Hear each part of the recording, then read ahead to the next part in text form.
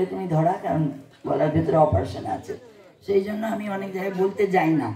কিন্তু এই কমলবাবু আর এই যে আমাদের মানি সারাক্ষণ আমাকে বলে বলে এখানে একবার আসতে হবে। তো যে কথাটা বলছি, আপনারা নিশ্চয়ই সবাই জানেন যে এখানে ঠাকুর এসেছিলেন। ঠাকুরের ঘটনা আপনারা জানেন, যারা কথামৃত পড়েছেন বা ঠাকুরের জীবনী পড়েছেন।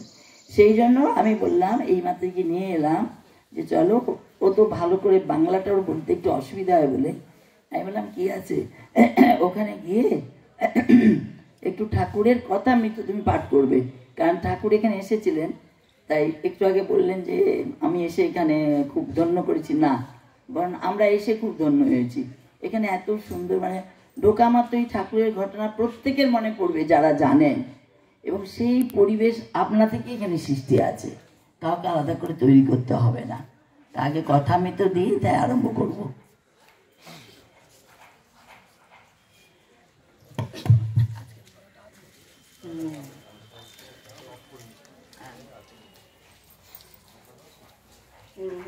तव कथामृतं तप्तजीवनं कविभिरीडितं कल्मषापहं श्रवणमङ्गलं श्रीमदाददं भुवि गृह्णन्ति ये भूरिता जना।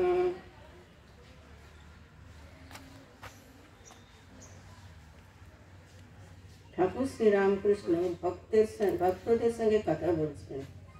নিজের উপর শ্রদ্ধার মূল ঈশ্বরের বিশ্বাস। শ্রীরামকৃষ্ণ মনের প্রতি সাহায্য। আচ্ছা নরেন্দ্র কেমন? মনে আজ্ঞা খুবই ভালো। শ্রীরামকৃষ্ণ দেখো, আর তার যেমন বিদ্যে তেমনি বুদ্ধি, আবার গাইতে বাজাতে এইদিকে জিতেন্দ্রিয়। বলেছে বিয়ে করবে না। মানে আপনি বলেছেন যে পাপ মনে করে সেই পাপই হয়ে যায়, আর উঠতে পারে না। আমি ঈশ্বরের ছেলে, এই বিশ্বাস থাকলে শীঘ্র উন্নতি হয়। পূর্ব কথা, কৃষ্ণকিশোরের বিশ্বাস, কালধারীর পিতার বিশ্বাস। শ্রীরামকৃষ্ণ হ্যাঁ বিশ্বাস। শ্রী কৃষ্ণকিশোরের কি বিশ্বাস বলতো? একবার তার নাম করেছি, আমার আবার পাপ কি? আমি শুদ্ধ নির্মল হয়ে গেছি। খালেধারী বলেছিল আজামেল আবার নারায়ণের তপস্যায় গিয়েছিল। তপস্যা না করলে কি তার কৃপা পাওয়া যায়? শুধু একবার নারায়ণ বললে কি হবে? ওই কথা শুনে কৃষ্ণকিশোরের যে রাগ, এই বাগানে ফুল তুলতে এসেছিল, খালেধারীর মুখের দিকে চেয়েও দেখলেন না। খালেধারীর বাপ বাড়ি ভক্ত ছিল। স্নানের সময় কোমর জ্বলে গিয়ে যখন মন্ত্র উচ্চারণ করত, রক্তবর্ণম চতুর্মুখম, এইসব ধ্যান যখন করত, তখন চক্ষু দিয়ে প্রেমাস্ত্র পড়ত। একদিন এড়েদার ঘাটে একটি সাধু এসেছে, আমরা দেখতে যাব, কথা হলো। খালেধারী বলে, সেই পঞ্চভূতের খোলটা দেখতে গিয়ে কি হবে? তারপরে সেই কথা কৃষ্ণকিশোর শুনে বলেছিল, কি সাধুকে দর্শন করে কি হবে?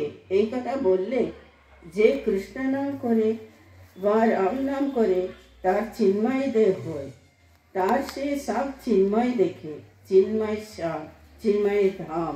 বলেছিল একবার কৃষ্ণ নাম কি একবার রাম নাম করলে শতবার সন্ধ্যার ফল পেয়ে যায়। তার একটি ছেলে যখন মারা গেল, প্রাণ যাওয়ার সময় রাম নাম বলেছিল। কৃষ্ণকিশোর বলেছিল, ও রাম বলেছে, ওর আর ভাবনা কি?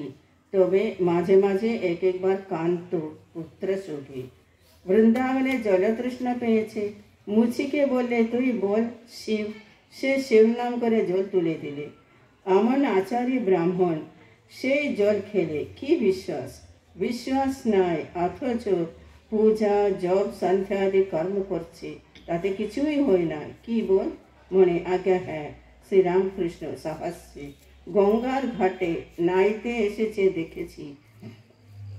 যতরাজের কথা, বিধবা পিসি বলছে, মা দুর্গাপূজা আমি না হলে হয় না, স্মৃতি করা পর্যন্ত। মা বাটিতে হোয়াইট বাটিতে বিয়ে খাওয়া হলে সব আমায় করতে হবে, তবে হবে।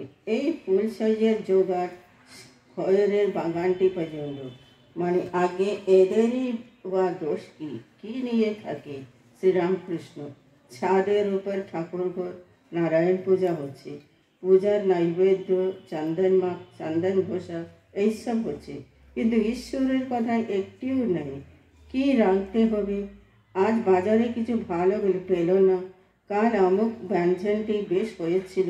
ওই ছেলেটি আমার ভূতপুর ভাই হয়, হারে তোর সে কর্মটি আছে, আর আমি কেমন আছি, আমার হরি নাই, এইসব কথা। দেখো দেখি ঠাকুর ঘরে পূজার সময় এইসব রাজ্যের কথাবার্তা, মানে আগে বেশিরভাগই এরূপ। আপনি যেমন বলেন ঈশ্বরে যার অনুরাগ, তার অধিক দিন কি পূজা সন্ধ্যা করতে হয়?